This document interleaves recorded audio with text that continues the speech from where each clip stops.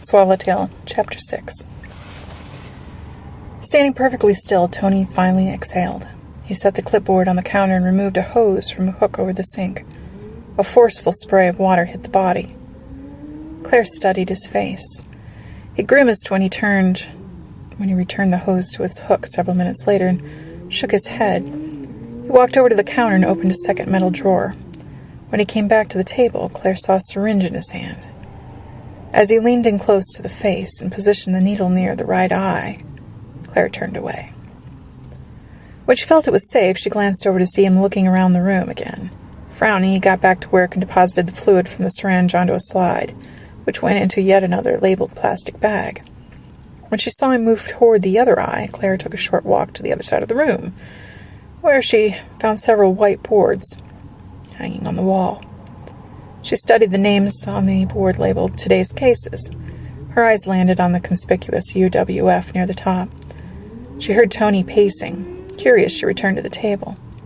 He was shaking his head again. He stopped at the foot of the table and stood there for a bit, with his hands folded serenely in front of him.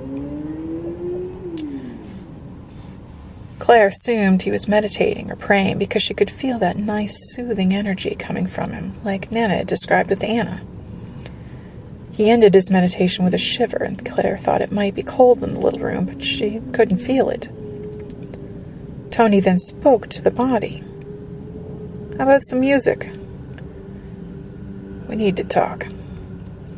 He reached for a portable radio perched on a stainless steel shelf and flicked the power switch on. As he adjusted the tuner, the soft tinkling of jazz filled the air. "I know it's a crummy little room. I got the regular caseload. Sorry, I'm low man on the totem pole. Just a diener. At least we have some peace and quiet. Everybody else is working in the big suites, packed in like sardines. Since the crash, 279 fatalities. We got every one of them. O'Hare's our jurisdiction. Plus, it's a high-profile case. Funding, you know. My boss is tearing us out the last of it anyway. Trying to round up refrigerated trucks. Some poor local vendor. We'll just have to kiss it off and hand it over. I wouldn't want a tuna sandwich off that truck a year from now, would you?" Tony laughed. "Older's a trip, but we didn't get off to such a great start." Tony moved a scale on the counter closer to him and pulled a small black case from his pocket. He lifted the lid and removed something from the case. Claire bit her lower lip as she saw a light reflect off of something shiny in his hand. It was a scalpel. His personal scalpel, apparently. "Okie dokie, I'm out of here. I'd love to stay, but I'm not about to stand here and chit-chat while you scoop out my insides." Claire's eyes grew wide as Tony's gaze shifted from the body on the table to her. She waved her hand in front of his face, but Tony only took a deep breath and resumed his story. "I had my shirt off when he came in the locker room to give me my first schedule. He saw my Reaper tattoo on my back and went off the deep end. Gave me this ridiculous lecture about death, not being cool, and like I'm 14 or something. Try 38. God, I can't wait for the guy to retire. Just a few more weeks. I may be odd, but he's got a real nut job. Crabby as hell. But obsessed with butterflies. Wants to start a butterfly farm down in Texas when he retires. Anytime he isn't shooing me up one side and down the other, he's talking about this crazy-ass butterfly farm. Do you know you could mail live butterflies anywhere you want for weddings and funerals and stuff?" Tony continued talking as he made a clean diagonal incision from the top of the left shoulder down to the top of the breastbone. Claire knew she should leave, but kept her eyes glued to his face instead, completely captivated by the fact that this man was so comfortable talking to her lifeless body. "Anyway, I don't expect people to understand the Reaper tat. I got it years before I ever decided to go do this for a living. And it is huge. It covers my whole back. In college, I guess it was a way for me to kind of make the best of my past instead of feeling like a freak." He began a second incision from the other shoulder to the top of the breastbone. I was 4 when I found my parents dead in our basement. Murder-suicide. That kind of thing really follows a guy. No escaping it. Not until college, anyway, and even then, it eventually caught up with me. People look at you like you're demon seed, or you go postal any second. I see in the inside of more psychologists' office. They either want to pick your brain or hear the gruesome details right from the horse's mouth. Ghouls. Claire felt more at ease the more Tony talked. She couldn't help glancing at the body from time to time. It was getting easier to see it for what it was, a vehicle she no longer needed, yet not as plain-looking as she'd always thought. She always felt a twinge of admiration for Tony. She also felt a twinge for admiration. She also felt a twinge of admiration for Tony at times. The third incision, a continuation of the first two, swerved around the belly button and ran all the way down to the pubic bone. All right, that's my big secret. Your turn. You can trust me. I promise. I'm here to help. I'm Tony, and you look like, Athena, goddess of wisdom, he whispered. Tony hummed as he set down his scalpel and selected another stainless steel instrument from the drawer. Goddess of wisdom? Hardly. Claire felt welded to the floor. He was really speaking to her. There was no denying it. How could I leave now? Can he sense me? Hear me? She studied Tony's face as he worked. Although it was more difficult to ignore the sound of bones being cut, he had a kind face with dark blue eyes and really seemed to care about her. You're keeping too many secrets, Athena, he coaxed, as he severed the ribs and chest plate with an electric tool that looked just like the woodcarver she'd bought for Paul for Father's Day. It was even the same brand, a Dremel. I know you can communicate with me if you really want to. My father did. He told me my mother had been ill, not to be angry with her or afraid, and that everything would be all right. I was really little, but I remember it. He turned the tool off and set it down. He wants me to communicate with him. You're one big puzzle, lady. Tony leaned in and whispered, Vagrants don't wear fancy push-up bras and pantyhose. Embarrassed but excited, Claire laughed at first, until something about what he'd said struck her. Vagrant. UWF. Oh my God, unknown white female. No one knows who I am. That's why Nana said I'm missing. Claire cried breathlessly, gaping at the body with a touch of sadness. It now had one friend in the world. At least, it was one who really cared.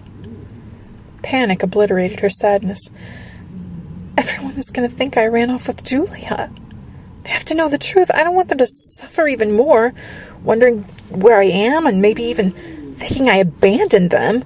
Paul and the girls, Colin, my mom, it would be torture always having to wonder. I have to do something. Claire saw Tony place his hand on top of her head and study the face. The doorknob turned with a loud click. Claire froze and Tony jerked his hand away. The door opened and an older man's face appeared. Chisholm, he barked. You're still on that vagrant? For Christ's sake, hurry up. You need to get a half a dozen of them in before you head home. You're doing the regular casehold by yourself. Move it. Yes, sir. We gotta keep them separate from the crash victims. You're gonna be in here all day. Actually, I'd prefer if you stayed and just slept for a few hours, but I understand if you're still a little green for sleeping here. I can stay, Mr. Reinhardt. It's not a problem. Has Marnell stopped by yet? You know pathology's supposed to be in here, but she's got her hands full too. Yeah, she was here a while ago. Good. She tell you not to post her? X-rays show a broken neck. Straight to the cooler. Use the one in here since she's a doe. All right, Tony said in a quiet voice. I've got to run. We've got these victims. Get them back to their family. The press is already calm. We're still waiting on a shitload of dental records. Rick already take her photos? Looks like it. That's his camera on the counter. All right, get on with it then, Walter said, sounding relieved. And he pulled the door shut. Mr. Reiner. Tony cleared his throat. Walter poked his head back inside. What? You need to take a look at this one. I don't think she's a vagrant. She's wearing some pretty nice undergarments. She has a pedicure. And look at her. She's beautiful, he said carefully. Beautiful? Claire blushed, crossed her fingers. If the other man listened, they'd figure out who she was in no time. Prostitute. Some pretty ones come through here. Sometimes you think they could be models. If they'd known the right people instead of the ones that got them here. Don't let them get you down, kid. Finish her up. Bag her. I want her in the cooler in 30 minutes. Tony glanced at the clothing bag and labeled on the counter. Victoria's Secret matching bra and underwear, coveralls, a stocking cap with a hole in it, a dirty coat with a torn sleeve, and combat boots with pantyhose. Yeah, she was really working it, Tony mumbled under his breath. What's that? Walter said, looking up from his clipboard. Her skin's too soft. She shaved her legs, and that wasn't dirt on her face, it was soot. Why would she have soot on her face? I don't know, and I don't care. I don't have time for this. Play Quincy on your own. Play Quincy when your load is back to normal. Right now, you'd better get back on the stick and push it through. Grab a bite. Grab a bite to eat before you start on the SIDS case. Or better eat after him. I can't afford to send you home in the middle of all this goddamn mess. Get busy, Walter growled and slammed the door. Athena? Were you a chimney-sweeping prostitute? I can just see you driving around town in your van full of sex toys with a broom and ladder mounted on the side. Nice little niche you got there, Tony said, reaching for a ladle just like the one Claire had seen Martha Stewart once used for lobster bisque. Claire looked around the tiny room. She zeroed in on the clipboard on the counter and effortlessly thought herself over to it, more pleased each time by her newly discovered mode of transportation. She took a deep breath, focused, and thought the clipboard to the floor with a clatter. Tony jumped and stared down at it wide-eyed. He gave the body a wary look, slowly crouched down and picked up the clipboard. He wore an expression of frustration as he set it on the counter and stared into the face. Then he smiled as he tenderly took the right hand in both of his. All right, what is it? You got my attention. Tell me what I'm missing. Come on, Athena, he whispered. Claire thought herself to the radio. She remembered Alma had recommended a quick goodbye. Keep it simple, she'd said. But surely she'd want me to seize an opportunity to help my family. She focused her mind again into one of those concentrated beams of light, and the jazz faded into static. Tony looked up at the radio, puzzled. He squinted and walked over to it, leaning in so close his nose practically touched the dial. He watched as it remained still, along with the red needle. Yet he could hear it skipping through the stations in static until it stopped on a song loaded with meaning. If a guy was looking for it. I'll buy you a diamond ring, my friend, if it makes you feel all right, Paul McCartney sang. Ha ha! I hear you! Now that's what I'm talking about, Tony shouted. He ran around the table and grabbed the left hand. On the top, it appeared normal, but when he lifted it up and examined the underside of her ring finger, he spotted the telltale marks. There was an unmistakable groove accompanied by dry, flaky skin, the result of soap being trapped under a wedding ring. A wedding ring. He peered into the face and squeezed the hand. You've worn a wedding ring for years. Somebody loved you, and they deserve to know what happened to you. I won't let you down. Don't worry about Walter. We got time on our side. I'll think of something, Athena, he whispered excitedly. Claire was so ecstatic she wrapped her arms around him and hugged him as hard as she could. Tony gasped, ripping the mask off his face. His eyes darted around the room. He backed into the clipboard and knocked it off the counter. His breath was shallow and rapid as he rubbed the center of his chest through his apron. I swear. Claire watched him walk across the room to the door and stopped to rip off his apron, mask, and gloves. He tossed everything into the large hazmat container, whipped the door open, took one last quick look around, and shut it behind him. Luckily, she was sure she'd also seen the beginning of a smile at the corner of his mouth. There was a rustling sound behind her, and Claire turned to see Alma's tall purple flowers. Do they do that on their own, or did she send for me? They swayed to and fro and parted as if beckoning her from the corner of the little autopsy suite. Either way, I'm not going. Shoo, go away. I know I can help Paul and the girls, maybe even Mom and Colin. I've got to give them some answers, or at the very least some peace. She turned her back on the flowers and crossed her arms. Out of the corner of her eye, she watched as the nagging blooms finally disappeared. I'd better make sure he's okay. Claire thought herself to the hall and noticed thinking herself from place to place seemed to be getting easier every time she tried it. She spotted Tony at a drinking fountain at the end of the corridor. She was about to think herself to him when she noticed a brilliant swath of blue light shining through a frosted glass door. Intrigued, Claire walked up to it and cracked the door open just enough to see a girl in a yellow tank top and jean shorts up on a ladder, reaching for a glass jar on a shelf. "Well, get in here before the hummingbirds fly out," said the petite black teen with short, pretty curls. She pulled the jar from the shelf, smiled, and clutched it to her chest as she climbed down the ladder. "She sees me!" Claire slipped inside, looking around for any stray hummingbirds, as she closed the door behind her. She thought the girl was close to Anna's age and instantly warmed to her.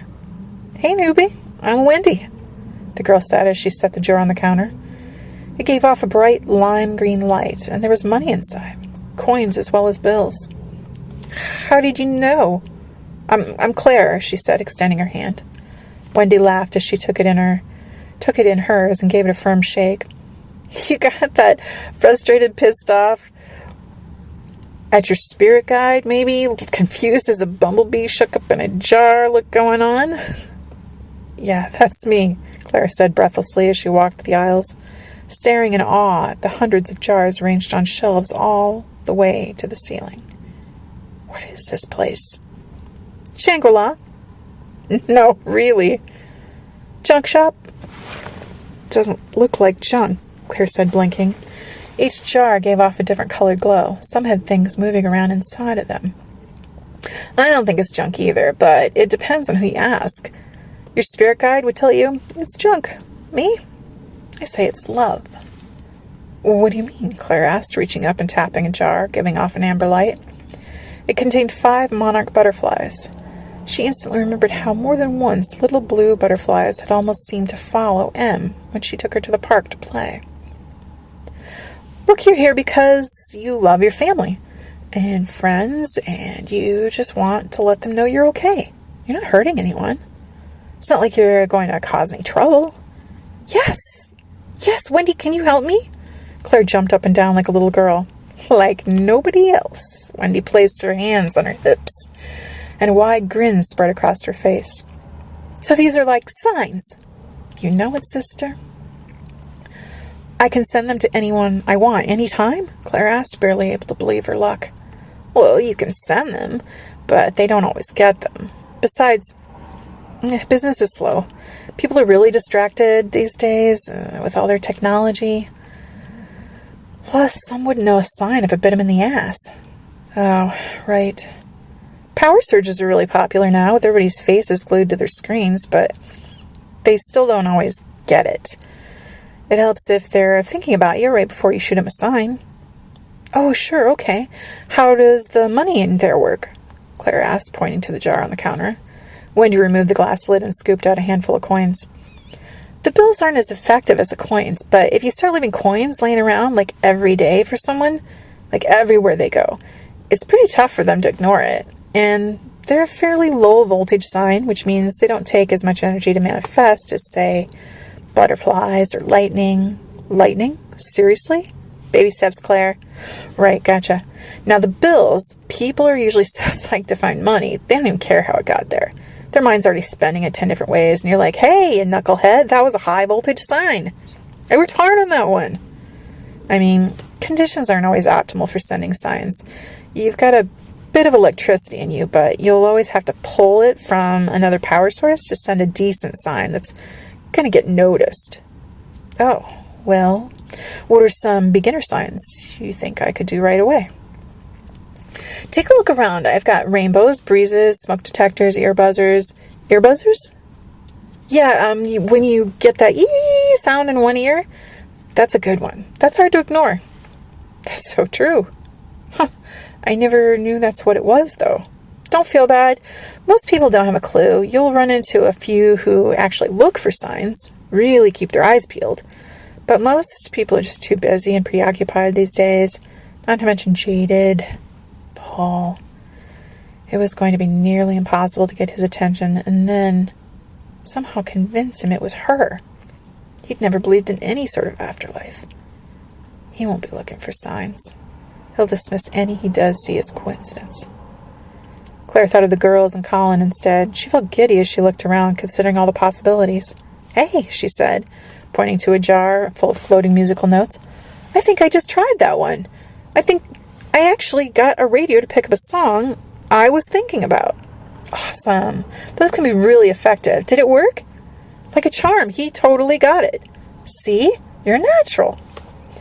"So I just have to think about them. I don't have to come here and get them?" "You got it. You just mentally pull the energy from them. From light sockets, batteries, outlets, storms, power sources, basically." Wendy perched on a stool and swung her legs back and forth. "What does it cost? I mean, I don't think I have any money or anything to offer you." "Oh, I don't own them. I just collect them. People help me, too. When they find ones that really work well, they usually tell me so I can stock it. The idea, that is, think of my shop as a kind of traveling sign library. But instead of books, you just borrow stuff with your mind. If you're ever stumped, just stop in and see me." "Wendy, you are a saint. I'm so glad I found you." "Actually, I found you. I look for souls like you with an awesome vibration and somebody who's not afraid to buck the system." Claire grimaced and put her hands in her pockets.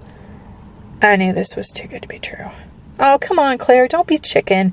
It's like jaywalking. Everybody trolls a little now and then. Sometimes it's just the smart thing to do." "How incredible did it feel to see the look on that guy's face when he heard your song?" "Go on, take a look around. I've got perfumes, fireflies, shooting stars." Claire rubbed her arms, surprised she could still get goosebumps when she couldn't seem to feel heat or cold. The more she toyed with making contact with the living, the more heavy and solid her body felt, like climbing out of a pool after you'd been swimming all day. If trolling was bad, Nana never would have shown me how to do it. She walked the rows of jars, running her hands along the shelves, touching different signs and smiling at others as she made mental notes. A royal blue glow caught her eye on a low shelf. Claire knelt down when she reached it. There was a can of WD-40 inside. No wonder I smelled it at the bank all the time. I thought maintenance was greasing everything in the place. She stopped in front of a jar full of cereal, tapped the glass, and frowned at Wendy. "Fruit Loops," Wendy answered when Claire's expression didn't change. Wendy added, "Psychics. Nobody seems to notice them. Most of them have an excellent sense of humor. It was their idea, not mine." The aisles grew darker as she neared the very back of the shop, where older-looking jars gave off a murky glow and drab shades of brown, blue, and gray.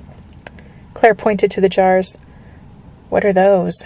she called out to Wendy, who was back upon her ladder. "Dark stuff," Wendy answered offhandedly, avoiding Claire's gaze. "I can see that. What are they?" Wendy lowered her head for a moment as if debating whether or not to tell her and began backing down the ladder. She suddenly appeared at Claire's side. Startled, Claire jumped and shook her head. "Sorry, still getting used to that." Wendy smiled, but then her expression turned somber. "They can be useful, but you don't really need them. They're a little dangerous if you don't know what you're doing. And they can be habit-forming. You'll change, get kind of sick and confused." Claire eyed the jars and took a step back. "If they're signs, how bad can they be?" "Bad. Trust me. This dark blue one is guilt. The muddy brown one is pain. That black one, the darkest one, is fear." Wendy explained with a hint of sadness in her voice. Claire didn't want to pry, but she could tell Wendy had first-hand experience with these signs. They were intriguing nonetheless. Claire couldn't seem to pull herself away. The blue one Wendy had referred to as guilt was crammed full of old black and white photos of miserable-looking children. She could feel Wendy tugging on her hand the same way Em did at the grocery store whenever Claire lingered in the magazine aisle too long, but she had to get a closer look. As Claire bent down and peered into the brown one Wendy had said was pain, she discovered there were little things moving around inside. When she leaned in closer, she realized it was crawling with thousands of hornets. Claire glanced at Wendy, who was looking impatiently at the floor and still tugging on her hand. She couldn't resist. She had to get a better look at that last jar. Upon closer inspection, for a jar on a shelf, fear had an impossible depth to it. The bizarre little black hole made Claire feel uncomfortable just looking at it. She began to back away. Why would anyone? Plenty of reasons. But it's a slippery slope into haunting, and you don't want to go there. It's too hard to find your way back. Come on. You like paper clips? I got a whole section full of office supplies, Wendy said as she pulled Claire out of the dark. I never saw the hummingbirds, Claire protested, knowing full well she hadn't seen every jar in the shop. They're just thoughts of hummingbirds. They're always around if you look hard enough. It's contentment. Hurry up, she said briskly, yanking on Claire's arm. On second thought, we'll save the office supplies for another day. There's a bunch of flowers outside, and they're getting a little obnoxious. They'd love nothing more than to get in here and knock all my jars off the shelves. Get! She shouted at them as she opened the front door, just enough for Claire to squeeze through. The door slammed shut, and Wendy waved goodbye and apologetically through the frosted glass before it morphed into a janitor's closet.